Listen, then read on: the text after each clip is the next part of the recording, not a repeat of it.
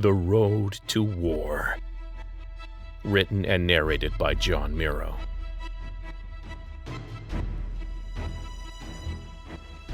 Get more at servingworlds.com. 24.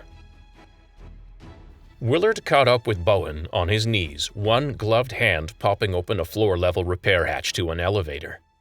Waiting for Bowen to do his magic, he refreshed the fleet triage map in his head.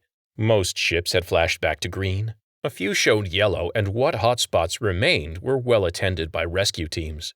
At least no ships were waiting for rescue because Ops had ordered his tender to Ryson to provide whatever the hell they were supposed to provide.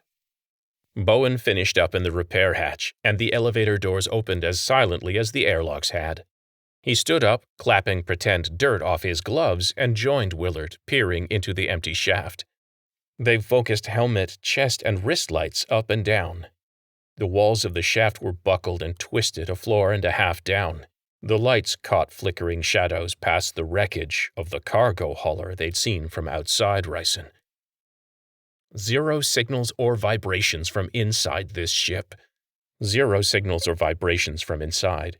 This close to the ship, Willard's implant was receiving broadcasts from the hauler's black box. He hadn't bothered to check the names assigned to the 8 flat-lined life sign monitors of the crew on the crushed and hollow coffin. That was too much. "This really?" Willard sighed. "Sucks," Bowen finished, already climbing the rungs on the inside of the elevator shaft. The climb up was easy. Willard got the next door open and they helped each other out and started down the hall towards the last place on Ryson there could possibly be crew to make secure for transfer. Orange glow strips painted on the floor led them right to that last place. "You think there are boy takers and girl takers?" Bowen asked, staring at the door. Willard turned his body sideways to get a look at the other man's face in his suit. "Do I think there are— Did you just lie awake at night thinking up crazy shit, Bone?" An embarrassed laugh came on the radio. "Well, yeah, I do, but don't you ever wonder what they're like? What we've got in common, what we don't? Know your enemy and all that shit?" Willard shrugged his shoulders and arms wide. "Guess we're gonna find out in 7 months. Or maybe we already know," Bowen countered. "Maybe the last convoy out of Earth figured out more shit than they let on. To us, at least." Both men stopped talking. Not because Willard was surprised or offended by the conspiracy theory. He'd heard variations of the theory before, and he wasn't convinced the idea was crazy either. With the door right there before them, neither man spoke and neither man made a move toward it, out of fear for what they'd find inside. Finally, Bowen knocked. He waited a few seconds, and knocked again. Willard turned his back. He didn't know what the hell difference a few more bodies would make, not on top of what he'd already faced today, but he had to turn away all the same. He called up an outside camera mounted on the tender to check on Tyler's progress rather than watch Bowen knock and get no answer. Tyler was floating in the vacuum of the fold, 30 or 40 meters out and facing the Ryson. As Willard watched, the back of Tyler's suit glowed. Thrusters on his back pushed the Marine back towards the hole in Ryson's side. His suit had covered half the distance back to the hull when electricity crackled along both arms. A corona of blue light extended from each. It curled and turned, then changed density and form, becoming more like a physical thing, like drifting sand or water lapping at a rock. Electricity arced off Ryson's hull from each growing, twirling pillar of blue. Each crystalline matrix writhed and turned and surged forward in thin, whipping trails. On contact with the hull, the streams rippled and then seemingly froze into place. Tyler's rate of approach slowed, offset by the release of energy and matter. The fringes of the matrix turned solid, anchored to the matter of the hull. The electric blue faded to a dull matte, out of which drifts of metal and blue crystals curled and elongated, adhering to the ship's skin at the subatomic level. The ends of the stream solidified and rippled back over themselves. The ripples curled and became solid, one on top of the other, as Tyler skillfully angled the growing pillars over the breach That first completed pass became the first of several strips. In minutes, the corporal began weaving perpendicular strips over top the first.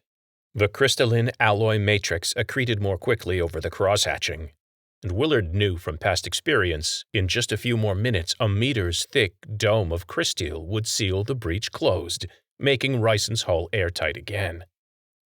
Another airtight mausoleum. 7 months, Willard thought. 7 months to go, cooped up in less than 500,000 square kilometers of fold, alongside Earthers he'd tried so hard to wipe off the face of Reach. 10 minutes passed while Tyler worked his crysteel magic. Bowen knocked the whole time. Willard closed his eyes and dredged up all the tattered faith he could. It wasn't quite enough. He felt the doubt eating a hole inside of him. No one would answer. 19,000 human beings had boarded the 16 ships of the fleet in the days and weeks before the fold took them. Now, he wondered, would anyone be left alive to fight the takers when the fold spat them out? Then, the airlock opened.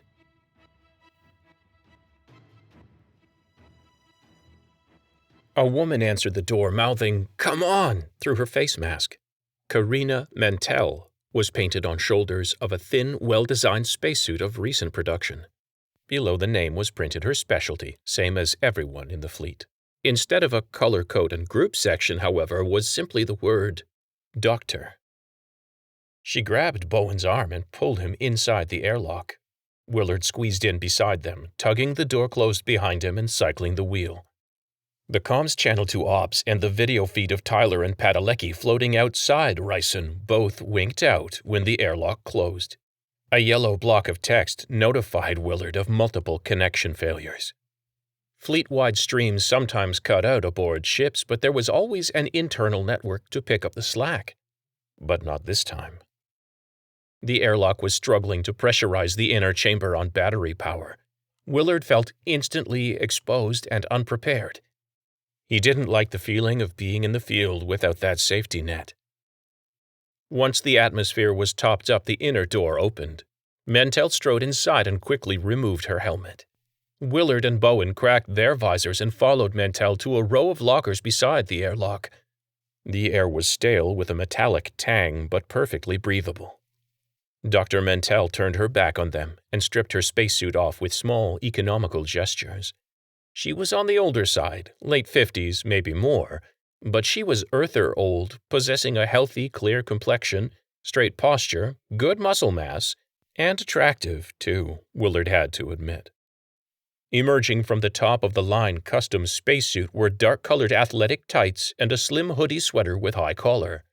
Willard had the feeling her clothes were picked more for utilitarian reasons than fashions, even though they suited her well.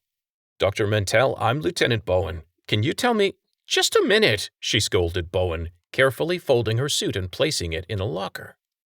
The two soldiers stared at each other, and then Willard coughed. "Ma'am, we need a sit-rep here." She finally turned and stared at them, gently touching the top and sides of her head. At first, Willard thought she was just obsessive about helmet head, but she was touching her scalp lightly, not smoothing her short gray hair, almost ritually. "Yes, fine. They're all dead. And we need to go before we're dead, too. After you help me move the queues." She pointed at the back wall, poking her finger at racks and racks of shoebox-sized quantum computers. "How are we going to do this? How big is your ship?" Willard shared a worried glance with Bowen. The way she jumped from "they're all dead" to "help me pack" suggested there was something very off about Mantell. "Who's dead?" Bowen asked again. "What? Oh, everyone. Probably. They were all upstairs when the breach happened. Now what kind of storage space do you have? Can I bring them all?" She put her hands on her hips and stared at the wall of computers as if she'd never seen them before. There are a lot of them. Her eyes jerked from side to side as she poked and counted. Willard stepped forward, first following her jabbing finger and then turning to take in the rest of the module.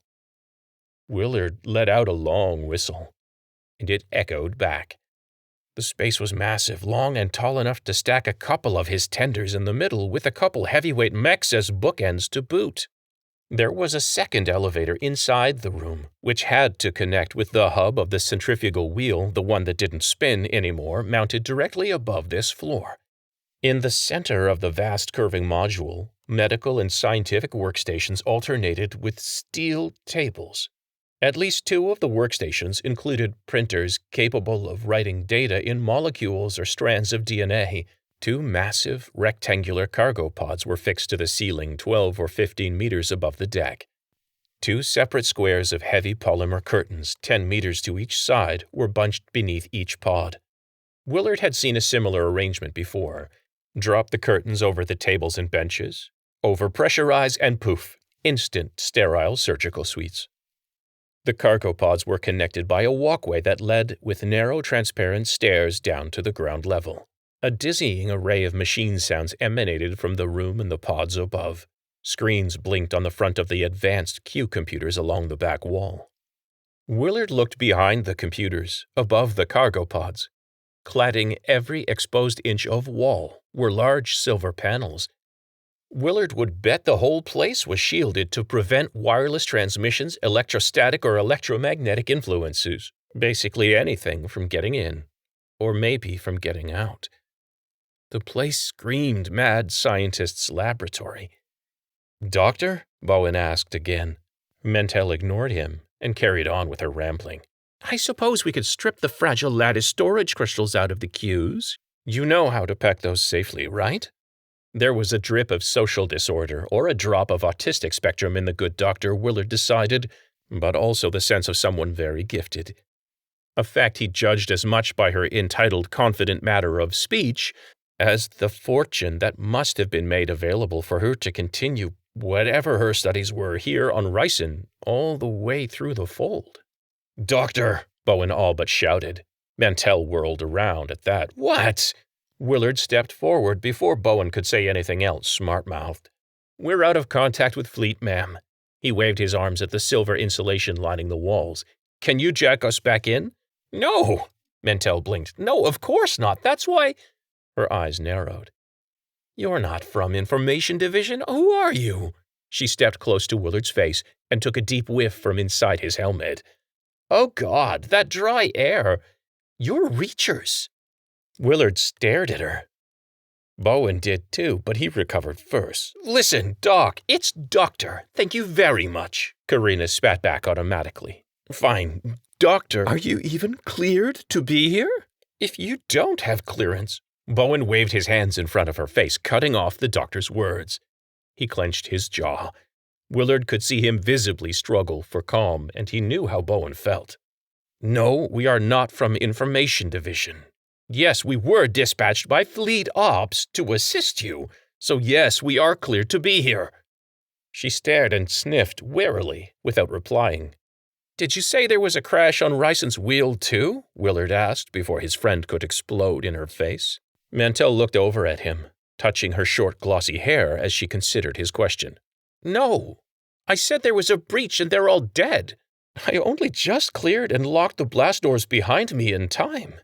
"Well, then good news, Doctor," Bowen said, stretching a reassuring smile on his face. "The breach hit 2 floors down. We just flew over and up top is still in perfect shape." Bowen sounded like a parent holding on to his temper while he explained something to a 2-year-old. Willard didn't know anything firsthand about parenting, and he wouldn't know about it until Elena and he got reacquainted.